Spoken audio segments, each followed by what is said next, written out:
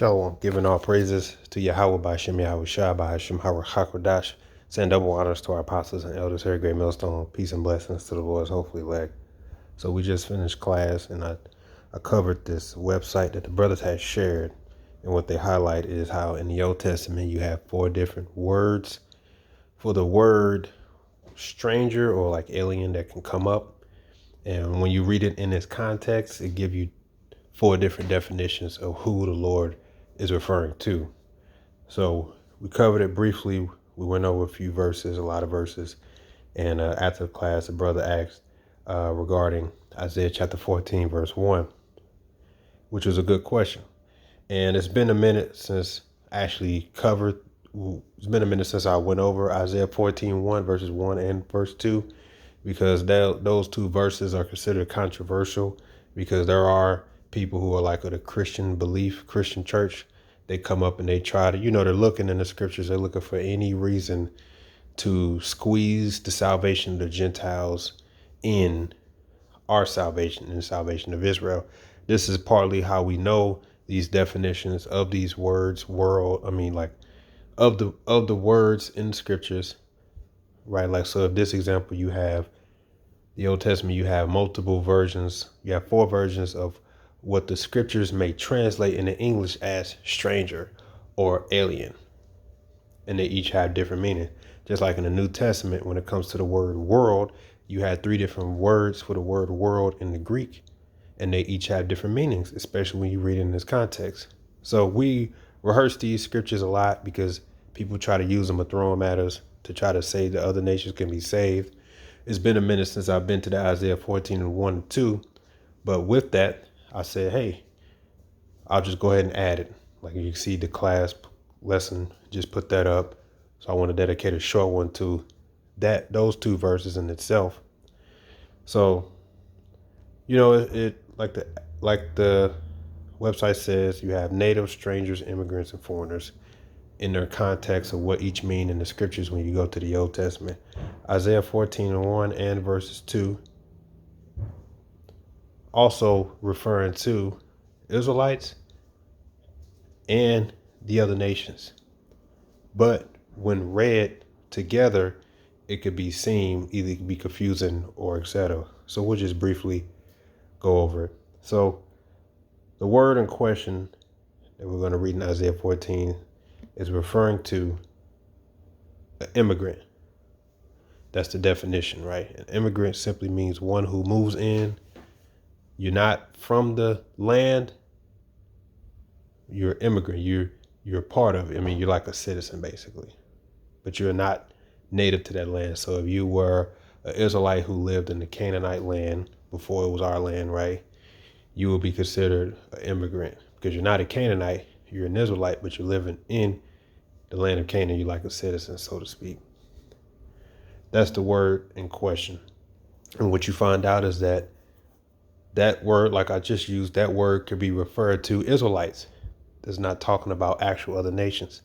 As you're going to see, even Abraham himself and Moses referred to themselves as an immigrant, proving that it means this word can apply to Israelites. So Isaiah 14 says, for the Lord Yahweh will have mercy on Jacob and will yet choose Israel and set them in their own land.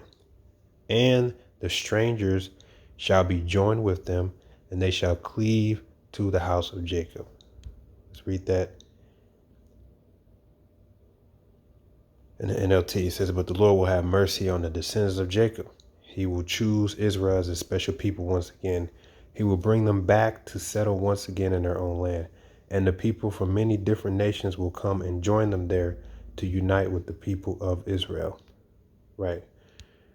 So reading that, many Christians believe, that's proof that the other nations can be a part of the salvation as well. Well, that word there for strangers, H1616, gar. Okay, gar. It says a sojourner, aka immigrant, a temporary inhabitant, a newcomer lacking inherited rights. Foreigners of Israel, though conceded rights. Now, just like the website says, for this word gar, H1616. They refer to it as well, immigrant. It says the Hebrew word for an immigrant, often translated as stranger, like we just read, or sojourner, is gar, and is derived from the verb gawar, which means to dwell with or dwell among. So an immigrant is one who is not a native-born Israelite, but lives with the natives. According to the Torah, the immigrants are to live according to the same customs as a native, right? But it can be reversed, right? Because you can be one who's not native to the land, but you dwell amongst them, like the example I just used. You could be an Israelite who dwells in the land of Canaan. You can, and as we're going to see, even our forefathers referred to themselves as an immigrant using this same word, such as Abraham. So Genesis 15:13 says, and he said unto Abram, know of a surety that thy seed shall be a stranger, a gar, an immigrant, in the land that is not theirs, and they shall serve them, and they shall afflict them 400 years. Who do we serve? The land of Canaan. So the Israelites, as you can see here, are referred to as strangers. This is Genesis 23:4. This is Abraham speaking about burying Sarah in the land of Canaan. Let's just go to it for context. As it says, Genesis 23, and Sarah was 107 years old. These were the years of the life of Sarah, and Sarah died in Kirjath Arba, the same as Hebron, in the land of Canaan. And Abraham came to mourn for Sarah and to weep for her. And Abraham stood up from his dead and spake unto the sons of Heth, saying, I am a stranger and a sojourner with you. Give me a possession, a burying place with you, that I may bury my dead out of my sight. So Abraham referred to himself as a stranger, and it's the same word. He's saying that I am an immigrant, right? Even Moses, go down. So like Moses, Exodus 2:22, this is after he fled Egypt. He went into the land of Midian. And then the Midianite gave him one of his wives. One of his daughters for his wife. Slip of the tongue, Salakia. Got ahead of myself. That's way off. Exodus 2, verse 15. Now when Pharaoh heard this thing, he sought to slay Moses, but Moses fled from the face of Pharaoh and dwelt in the land of Midian, and he sat down by the well. Now the priests of Midian had 7 daughters, and they came and drew water and filled trough to water their father's flock. Moses helped them. I'm just going to jump to the point. Verse 21. And Moses was content to dwell with the man, and gave Moses Zipporah his daughter, and she bare him a son. And he called his name Gershom, for he said, I have been a stranger in a strange land. 2 different words for the word stranger here, even though it says stranger in a strange land. That's why you got to go into the word in the Hebrew. Just because it's translated into English doesn't mean the same meaning is translated. Just like the word virgin. This is why it's very important. So when he said, I have been a stranger in a strange land, let's see what he said. He said, I have been a stranger, a gar, in a strange, and that word there is nakaryum, which we explained in the lesson. Nakaryum is referring to not Israelite, basically. Not Israelite. Because he just said what? I have been a stranger, an immigrant, in a strange land, in a non-homeland, a non-Israelite land. Because he's in the land of what? Midian. So here you have Abraham, and you even have Moses referring to themselves, and you had the Most High who referred to Israel. These men referred to themselves as a gar, or an immigrant. So in Isaiah 14, when it says, for the Lord Yahweh will have mercy on Jacob, and will yet choose Israel, and set them in their own land, and the strangers shall be joined with them, and they shall cleave to the house of Jacob. Now, that alone, with the understanding of the volume of the book, because it goes understanding in the New Testament as well, you will then understand that that immigrants is referring to Israelites who we call Israelite foreigners. These are Israelites scattered on all four corners, growing up in these lands like Japan, China, uh, South Africa, all over Australia, but the Israelites. We refer to them as Israelite foreigners, right? The scriptures in the New Testament pertaining to salvation is referring to them. They call them as Gentiles. We refer to them as Israelite foreigners because they are Israelites by blood according to their father. Their spirit shows it, but they're considered foreigners. They will call themselves Japanese or Chinese or whatever they will call them, Arabian, whatever it is, but their spirit says that they're Israelites. You have to have understanding of the full volume of the book. Just like if you go to Romans 11, he referred to them as what?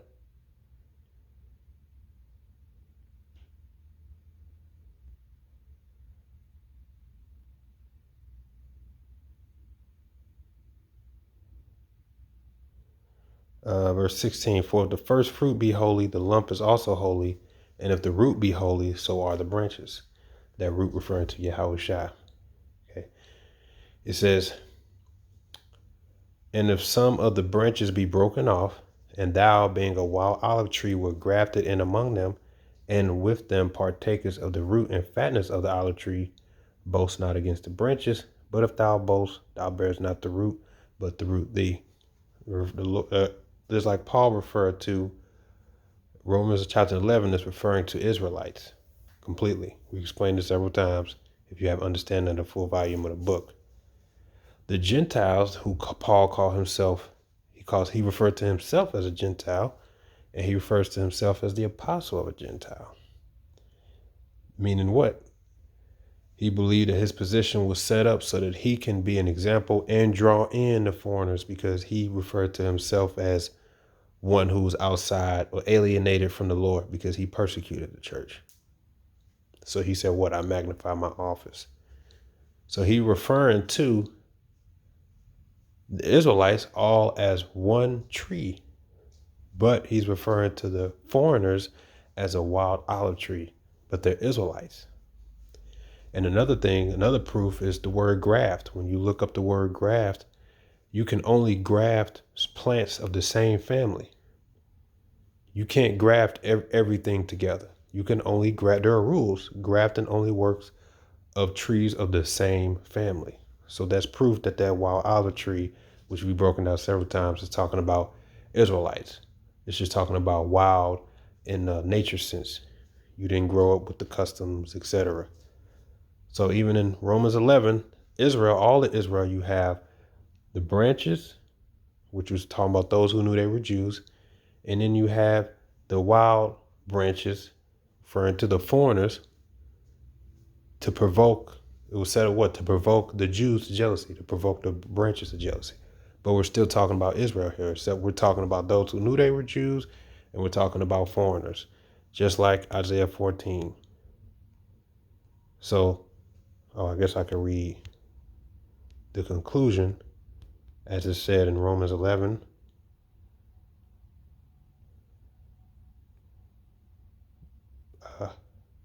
Verse 26, and so all Israel shall be saved, as it is written, there shall come out of Zion the deliverer, and thou shalt turn away ungodliness from Jacob. That's the conclusion of Romans 11. All Israel shall be saved. The branches and the wild branches, all Israel. The natives to the land, homeborn, and the immigrants, Israelites, but we call them foreigners. All right, so we just proved that chapter 1, verse 1 proves that that word strangers is the word immigrant, right? Gar. And we just proved that in the scriptures, those words are referring to Israelites, as Abraham himself referred to one, even Moses referred to one, right? Now, verse 2, it says, and the people shall take them and bring them to their place, and the house of Israel shall possess them in the land of the Lord Yahweh for servants and handmaids. and they shall take them captives who captives they were, and they shall rule over their oppressors. Now, verse 2 is referring to the salvation of Israel being brought back by these other nations. They're going to help. And then they're going to serve us. That's what it's referring to. So it says, and the people shall take them and bring them to their place. Who is this people is referring to? The other nations. The other nations shall take them, Jacob, and bring them to their place, meaning our land. Okay? It says, and the house of Israel shall possess them in the land of the Lord Yahweh for servants and handmaids, and they shall take them captives, who captives they were, and they shall rule over their oppressors. Even if you read that, and I'm going to explain that. NLT says, the nations of the world will help the Lord's people to return, and those who come to live in their land will serve them. Those who captured Israel will themselves be captured, and Israel will rule over its enemies. And that's basically the new covenant. Example of that, Isaiah 43. Showing you these other nations are going to bring our children from afar, right? Help. Isaiah 43, start at 1. But now thus said the Lord Yahweh that created thee, O Jacob, and he that formed thee, O Israel, fear not. For I have redeemed thee, I have called thee by thy name, thou art mine. When thou passest through the waters, I will be with thee, and through the rivers, they shall not overflow thee. When thou walkest through the fire, thou shalt not be burned, neither shall the flame kindle upon thee. For I am the Lord Yahweh thy power, the Holy One of Israel thy Savior. I gave Egypt for thy ransom, Ethiopia and Seba for thee. Since thou wast precious in my sight, thou hast been honorable, and I have loved thee. Therefore will I give them men for thee, and people for thy life. Fear not, I am with thee. I will bring thy seed from the east, and gather thee from the west.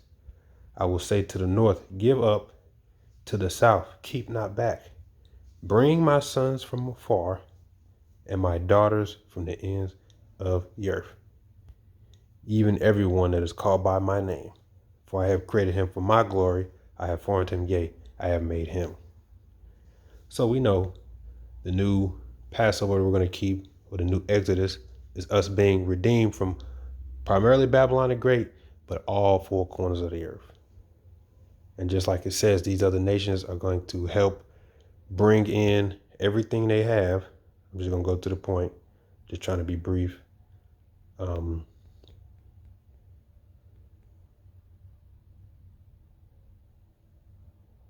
Everything they're going to do is to be bending to us, right? Isaiah 61, verse 8.